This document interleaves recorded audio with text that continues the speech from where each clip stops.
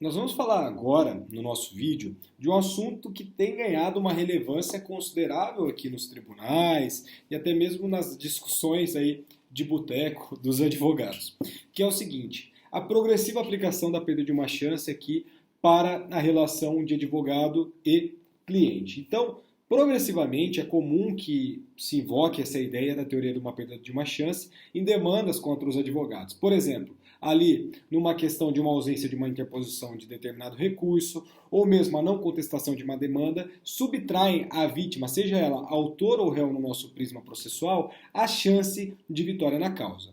E a gente também já está muito claro para nós a possibilidade de você responsabilizar o advogado pela sua atuação profissional. Então, o que a gente indaga, e a gente tem que indagar isso de uma forma muito cautelosa e muito cuidadosa, é se as lesões às expectativas do cliente estão conectadas em nexo causal às ações ou omissões do advogado. Então, não basta que as expectativas do cliente sejam legítimas em relação à demanda, mas é preciso que elas se frustrem em razão da atuação desastrada desse advogado. Então, a perda de um prazo pelo advogado não causa por si só a responsabilidade civil.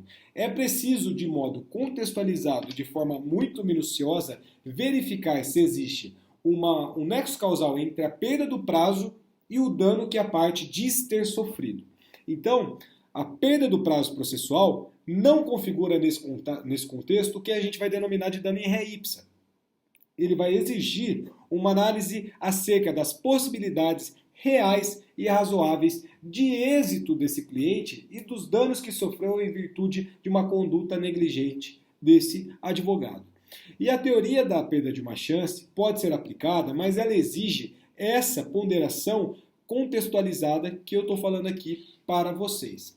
Então, o Superior Tribunal de Justiça, através do RESP 1079185, de relatoria da ministra Nancy Andrighi, fez um posicionamento muito interessante. Aqui eu vou passar para vocês. Ao perder de forma negligente o prazo para interposição de apelação, que era o recurso cabível na hipótese desejado pelo mandante, o advogado frustra as chances de êxito do seu cliente.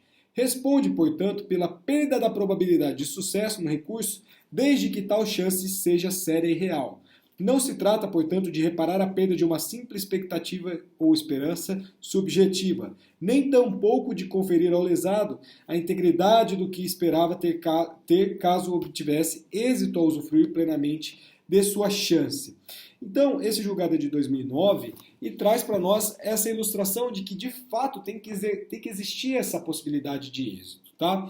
E vale lembrar que a perda de uma chance se aplica tanto para os danos materiais quanto aos danos morais. Então a gente, dentro do nosso pacto semântico e pacto conceitual, a gente falou que perda de uma chance não é essa ideia que é interpretada de uma forma incorreta aí por parte por parte principalmente da jurisprudência e por parte de alguns advogados e advogadas, que colocam ali a perda de uma chance como um instrumento de fundamentação de um eventual dano extrapatrimonial ou um dano moral. Mas aqui não, isso daqui pode fundamentar tanto os danos materiais quanto aos danos morais. E o nexo causal, em todo caso, persiste sendo necessário, ou seja, persiste existir ali o nexo entre a chance perdida e a ação ou omissão desse advogado ou dessa advogada. E a perda da chance nesse contexto é ligada ordinariamente a essas omissões do advogado. Então, o que eu quero dizer? É algo que esse advogado, que essa advogada deveria ter feito e não foi, ou seja, uma propositura de uma ação, uma interposição de um recurso, um esclarecimento a respeito de algo que o cliente deveria ou não deveria fazer. Então, é algo que deveria ter feito, mas não fez, tá? E é certo que se tem reconhecido, à luz dessas circunstâncias do caso concreto, o direito à indenização por dano moral diante de um exemplo da ausência da propositura da ação principal. Então, também já foi consolidado dentro do agravo regimental, num recurso especial da quarta turma do STJ, esse posicionamento. O cliente, por exemplo, também perdeu a chance de ver reconhecida a sua pretensão. E o comum nesses casos tem sido a concessão de danos morais, tá? Então, se você não propõe ação no tempo, etc., papapá, milhões de hipóteses, se esse cliente tem uma real possibilidade de êxito nessa ação e processar você, advogado e advogada, em razão de uma perda de um processo por eventual propositura, por eventual interposição, e isso dá minuciosa análise do caso concreto, pode existir sim a reparação.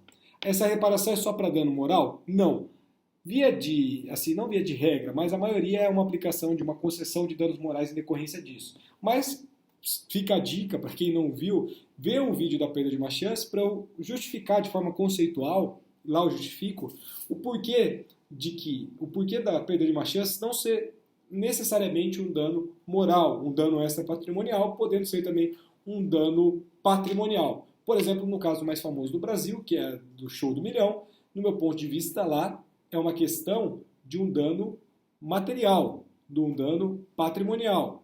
Não necessariamente um dano moral, estou falando dano moral dano material em sentido lato, tá? Mas é um dano patrimonial e não é um dano moral, tá? Então, só para fundamentar essa questão e a gente finaliza mais um vídeo